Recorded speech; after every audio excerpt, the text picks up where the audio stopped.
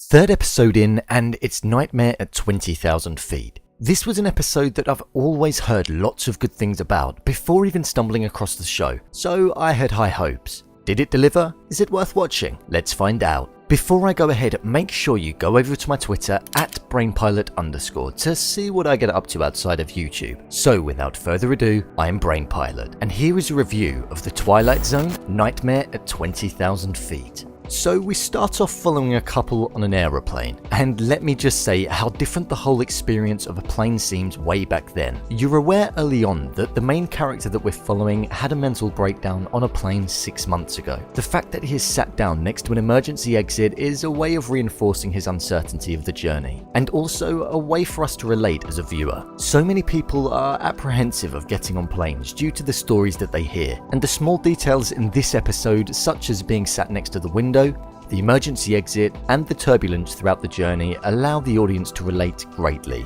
Once we've been made aware of the state that the main character is in, the nightmare occurs. On the wing of the plane, you see the silhouette of what looks like a man walking towards the window. I was unsure of what it was going to be, and at this point, it's hard to make out. So you question if you're actually seeing something, just as the character does. After he pulls the curtains down in the hope that it wasn't real, he decides to move them with the hopes that nothing is there. I knew it was going to be there, and I was anticipating the jump that comes along with it, but it still got me. I'm impressed that it did. A show from way back then, with the effects that it didn't have and the costume of the Gremlin type character looking extremely basic, it still managed to make me jump. So that's something I can appreciate. This is the first time that we saw the creature up close, and it literally looked like a hairy version of the Doctor's from the episode Eye of the Beholder. Moving on, he tries alerting the cabin crew, the engineer, and his wife of what he's seen, but none of them believe him, and just think that he's having another episode. This is because every time someone other than the main character is looking out the window, the Gremlin just floats off. After nobody believes him, they give him a sleeping tablet, which he pretends to take.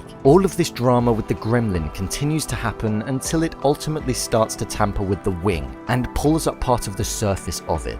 This is what then pushes him to his limit, and he sees that one of the passengers has a gun. I know, a gun on a plane. You couldn't even imagine that at all now. He grabs the gun, and then once his wife has got up to get a drink of water, he opens the emergency exit mid-flight at 20,000 feet, partly flies out, and then starts to shoot at the Gremlin until it seems to disappear. This is something that ordinarily I'd think was way over the top, but it felt like it would be something that the character would do due to the way that he was feeling. Once they safely land, you see him being taken away on a stretcher on the runway, and the worker stating that it seems to be the weirdest attempt of suicide that he's ever seen. Once this has happened, you see a shot of the wing of the plane with the surface drawn partly up, proving that this did actually happen and that the man's mental state was fit.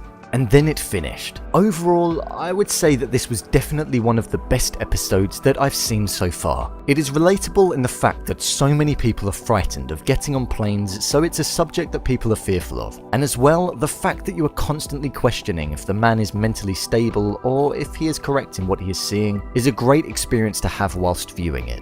After all, it is the Twilight Zone, so there is always the thought that he could be right in what he's seeing, despite the fact that if it was in reality, you know that something would not be able to stand out there freely at 20,000 feet. But this show gets away with it. As well, the ending was great, and what made it perfect was the way that he was being taken away, despite being in the right and there actually being a Gremlin tampering with the plane. It shows that nobody even gave him the slightest bit of consideration with what he believed.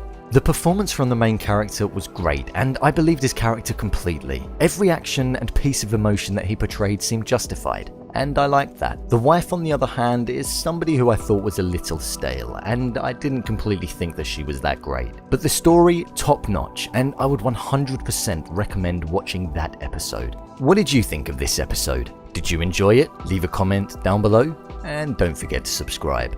I'll see you next time.